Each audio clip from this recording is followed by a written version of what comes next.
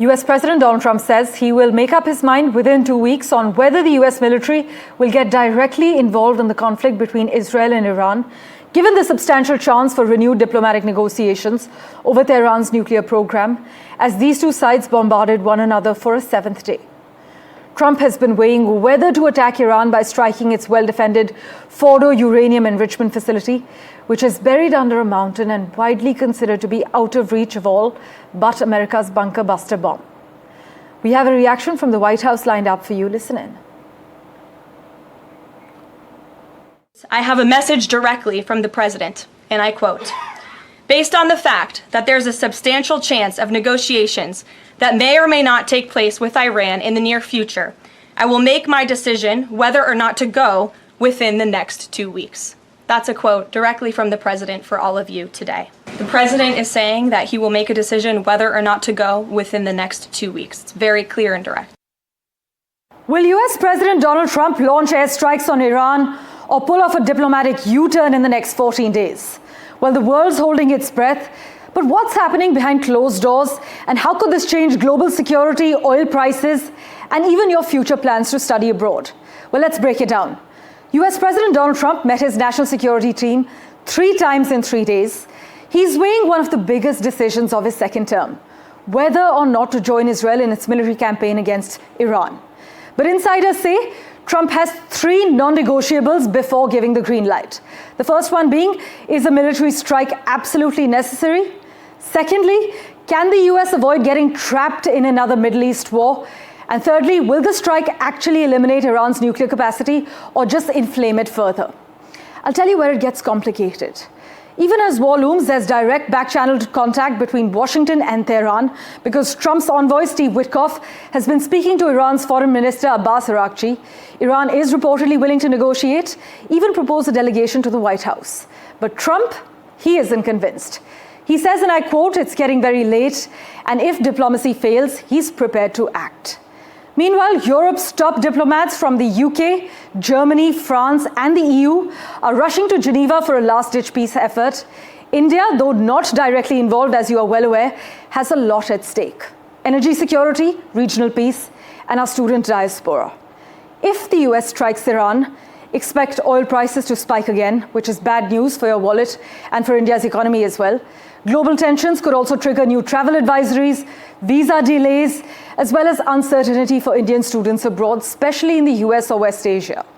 Even global university collaborations could take a hit. And don't forget, Iran is still under sanctions, and its retaliation won't just target Israel. The entire region, from Gulf nations to NATO bases, could be pulled in, and that affects us all. So what should the world be hoping for? A deal in Geneva or decisive action? Well, Trump has 14 days to decide, and we have 14 days to hope cooler heads prevail. And for an expert's view on the matter, we have with us Dr. Kamran Bukhari, who's the Senior Director at the New Lines Institute for Strategy and Policy in Washington. Dr. Bukhari, thank you so much for making time for us. Are these reported back-channel talks between the US and Iran, do they signal that Washington is trying to sideline Israel's aggressive posture? Well, thank you for having me. I think that the United States and particularly this White House is very cognizant of the risks of war. President Trump would much rather prefer that he not have to take military action, because the risks of things going wrong are pretty high. If you look at the situation domestically within the United States, there are clear divisions within his own support base, his Republican Party, that on one side are those who do not want the United States to be fighting foreign wars. On the other hand are those who think that the U.S. and Israeli interests are the same. So he has that division to deal with as well. He has the risks of escalating things. Let's say that the United States uses B-2s to drop the GBU-57, which is a 30,000 pound massive ordnance penetrator bomb, and that leads to the Iranians attacking U.S. forces elsewhere. The U.S. gets sucked into a wider vortex of conflict, and that could, have a devastating impact, both domestically for the president and for the U.S. position in the region. So he's wanting to think this through, and he's going to wait for, to exhaust all diplomatic options. But I think that the Iranian imperative also is to come to the table. Right. Regional countries also want that to happen. And I think Israel has achieved most of its goals. And so I think there is a good chance that we can have diplomacy. Right. But if the US is speaking to Iran, of course, back-channel talks, even after the Israeli hospital strike, is that sort of a sign that Washington's red lines are shifting? I don't think so. I think that Washington had one specific red line, which is that there can be no path to nuclear weapons for Iran. And that means 0% enrichment on Iranian soil. Now, how do you engineer that is the issue here. I think that Iran's losses are as such that the Iranians are also calculating that this is probably not worth it. And they also have huge risks, far more than anybody else. If the fighting goes on, if the Israeli strikes continue, there's a high probability of the regime losing control internally. Obviously, the Islamic Republic does not want to go there, and therefore it has enough incentive to come to the table. So I think that the U.S. red lines are still the same. I think the only difference is that prior to the Israeli attacks being launched, the Iranians thought that because the president does not want wars, that they have room to maneuver in the negotiations. So they weren't accepting 0% enrichment. Right. 7 days later, that situation has completely changed for them. Yes. So I think that's where we are. Dr. Bukhari, thank you so much for your time. It's a pleasure to have you on our show and to hear your views. Meanwhile, I must inform our viewers, Tehran is pushing oil out fast. Many experts say that we're seeing economic pre-positioning before an escalation. But of course, we'll keep a close eye on the key developments for you. I must inform you, meanwhile, that Israeli jets have bombed a nuclear reactor under construction in central Iran during a wave of airstrikes on the 7th day of the conflict between the two countries. The Israeli military said it targeted the Iraq heavy water reactor's core seal to stop it being used for nuclear weapons development. Vishal Vivek has been tracking all the finer developments for us. He joins us currently. Vishal, take us through the details. Well, we have access to the before and after images of the site that was struck by Israeli jets. You can see the damage on the top of the dome of the nuclear structure. The whole roof has almost collapsed. These images have been taken from satellites, and you can see the damage on some of the sites. The buildings have been totally demolished, and this whole reactor was not functioning at the time it was struck because it doesn't have uranium fuel. It also means that there won't be any leakage. There's no risk of leakage from that site, but it was a key site back in 2015 when Iran struck a deal with the US, that big nuclear deal. So this was also part of that. And this is a heavy water reactor. This is not exactly a nuclear facility, but this can be used to process plutonium, which can further lead to atomic bombs. So that was why Israel decided to bomb this. They tried to do it twice. The second time they were successful, but most of the facility still stands, and Benjamin Netanyahu has clearly said that Israeli regime will continue to bomb nuclear facilities throughout the coming days. As always, Vishal, thanks so much for taking us through the latest details that have emerged. This as India has decided to evacuate its nationals from Israel who wish to leave in view of the unfolding security situation in their country over the ongoing conflict with Iran. In fact, New Delhi's decision to evacuate its citizens came hours after an Iranian missile struck a hospital in the Bushehr area of Israel. So the Ministry of External Affairs has categorically said that in view of the recent developments between Israel and Iran, the government of India has decided to evacuate from Israel those Indian nationals who wish to leave. The MEA has further added that their travel from Israel to India will be facilitated through the land borders and thereafter by air to India. Meanwhile, Iran is set to engage in nuclear talks with foreign ministers of Britain, France and Germany, and the European Union's top diplomat in Geneva. Israel and Iran have traded missile strikes, as I just mentioned, with both the countries inflicting heavy damage on each other. In one of the biggest escalations of the conflict so far, Iran launched a barrage of missiles that hit southern Israel's largest hospital. However, Iran said that the strikes were meant for the country's military infrastructure. Now, the strikes injured hundreds of people across Israel. Parallelly, Israel struck the Iraq heavy water reactor, as Bushehr is reporting, one of Iran's key nuclear sites, hours after issuing an evacuation order. We have a reaction from the UN spokesman for you. Listen in. We will not be participating. We'll obviously be following it. I mean, as we said yesterday, for the Secretary General, for us, it remains clear that diplomacy is the only and best way forward. Let's see what comes out of this meeting, but the fact that there is a dialogue between Iran and those three European Union countries is a positive in itself, but obviously we'll have to see what the outcome is. Meanwhile, a grenade was thrown at the residence of the Norwegian ambassador to Israel just on Thursday evening in Tel Aviv. This is what the Israeli foreign minister has said. Fortunately, there was no injury caused, but a grenade was thrown at the residence of the Norwegian ambassador in Tel Aviv. Meanwhile, in a phone call, Xi Jinping discussed the Israel-Iran conflict with Vladimir Putin and said a ceasefire is an urgent priority in settling the conflict in West Asia, and the use of force is not the right way to resolve international disputes. This was Xi Jinping's first comment on the current conflict in the region amid US President Donald Trump's warning to Iran and Israel's threat to target Iran's supreme leader.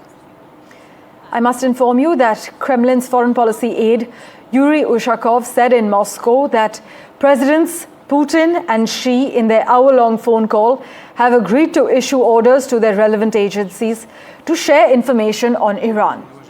He said both leaders hold a similar stance and strongly condemn Israel's actions that violate the UN Charter and other norms of international law. Iran's foreign minister will meet with European counterparts in Geneva, meanwhile, as an Israeli airstrike campaign continues to target his country. And the foreign minister, Abbas Araghchi, will travel to Geneva for these meetings today. This is what the state-run IRNA has also confirmed. Slipping into a very quick break, news and updates continue in a moment. Do stay tuned.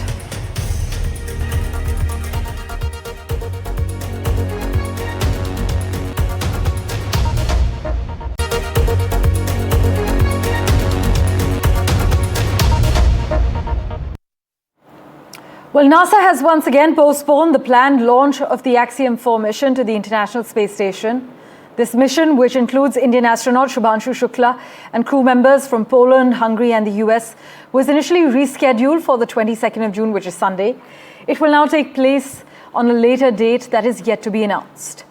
The space agency actually needs additional time to continue evaluating International Space Station operations after recent repair work in the backmost segment of the orbital laboratory's Zvezda service module.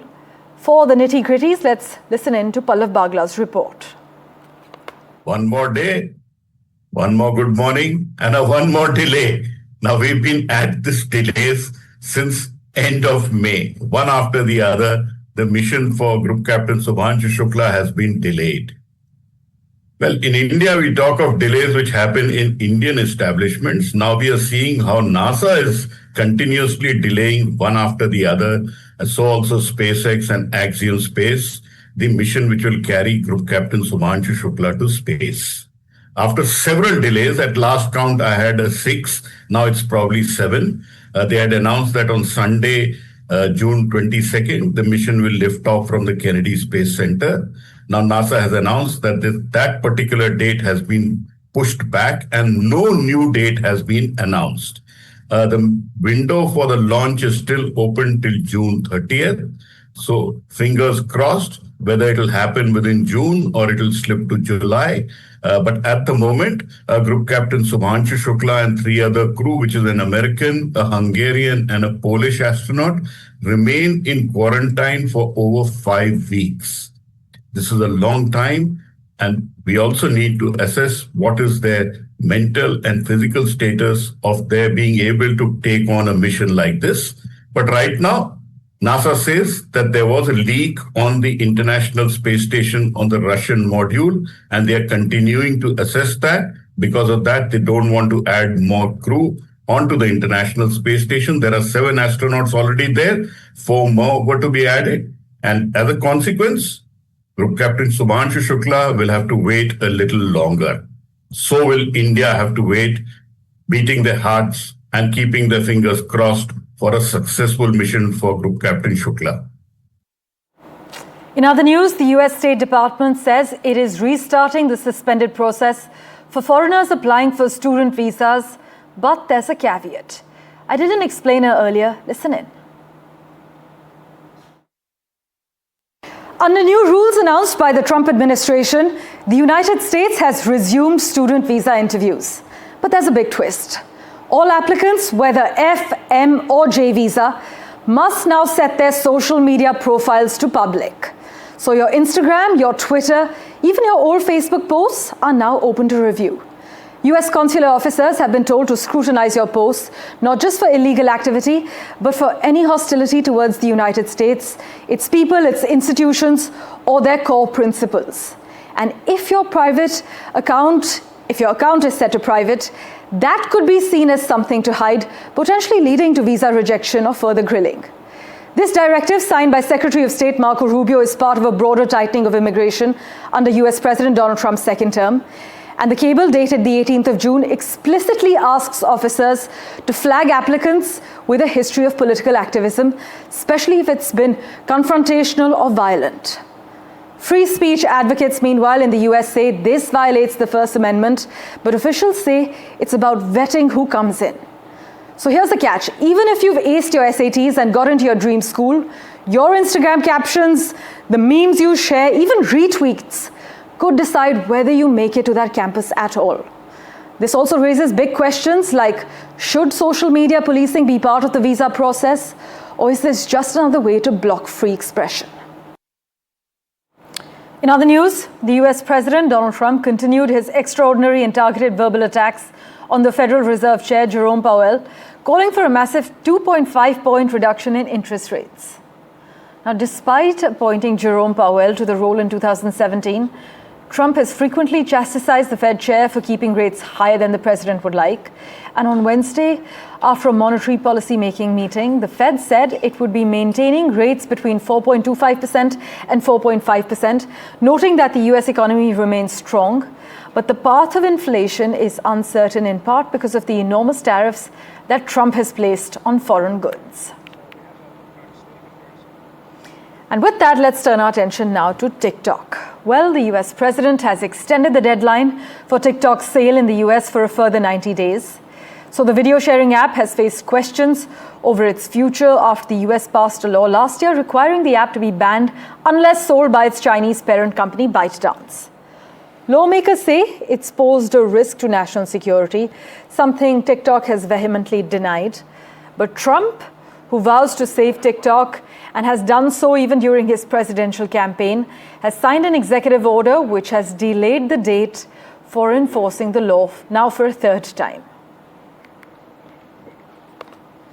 All right, in other crucial news, if you thought that May 23rd report confirming the leak of login data that totals to an astonishing 184 million compromised credentials was frightening, I hope you're sitting down now, because researchers have just confirmed what is also certainly the largest data breach ever, with an almost incredible 16 billion login credentials, including passwords, exposed. As part of an ongoing investigation that started at the beginning of this year, researchers have postulated that the massive password leak is the work of multiple information stealers. As you are well aware, password compromise is no joke. It actually leads to account compromise, that leads to the compromise of most things that you hold quite close in this tech-centric world we live in.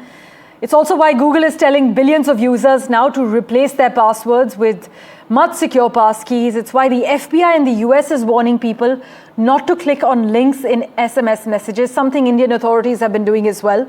It's why stolen passwords are up for sale in their millions on the dark web to anyone with very little amount of cash required to purchase them. So this 16 billion strong leak, housed in a number of supermassive data sets, it includes billions of login credentials from social media, which includes your Google accounts, Facebook. It includes VPNs, developer portals, and user accounts for all the major vendors. And finally, a team of students from IIT Madras has designed and built a solar-powered car called Agnya to take part in the Bushehr World Solar Challenge 2025. This global race actually covers 3,000 kilometers across the Australian outback from Darwin to Adelaide and will be held in August. Take a look.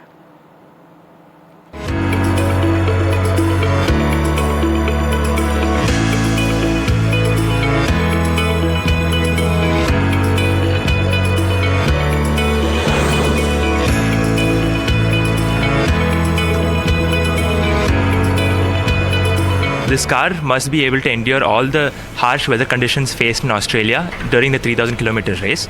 In simple terms, the solar energy that is coming from the sun is converted into electrical energy from the solar panels on the car. This is stored in the battery and then redirected to a very efficient motor, which is around 98% efficient. In addition to this, we have made the car entirely out of carbon fiber, making it very lightweight. The car is highly efficient in terms of aerodynamics, and it's around 5 times more aerodynamically efficient than a typical car. We are really confident in the car right now because we have spent around 15 months in both designing and testing of this car. While Agnya is capable of going at around 110 kilometers per hour, we just cruise around 70 to 80 kilometers per hour so that less energy is consumed and the car is efficient for a longer run. If we compare it with the normal electric vehicles which are already there, the energy for powering those cars are mostly coming from the thermal power plant or the other resources which are using petroleum or coal-based resources. Seeing this car as a future optimistic thing, we believe that charging directly from the solar will help us to further push it to the sustainability aspect of the car. Lead time for the charging will be lesser, as well as he don't have to stop at any outback condition where the most of the electric cars give a range of around 405 kilometers. This can run at the same time charge itself. We got a chance to have our testing at Ashok Leyland testing track, and what helped us is we ran the car entirely for 2 hours continuously without facing any difficulty in it, with a cruising speed of 80 kilometers per hour, and that also gave us confidence in pushing the limit at Australia. It was only in 2023 that we realized the truly global nature of this challenge, and we realized the scale at which international teams that participate even operate. And that is when we came back, we decided that we have to start from almost from scratch all over again, and we went back to the drawing board and came from ground up, and I think we have a car that is truly worth competing. On that note, we're slipping into a very quick break, but the news continues right here on NDTV. For the latest updates and breaking news, don't forget to subscribe to the NDTV YouTube channel as well.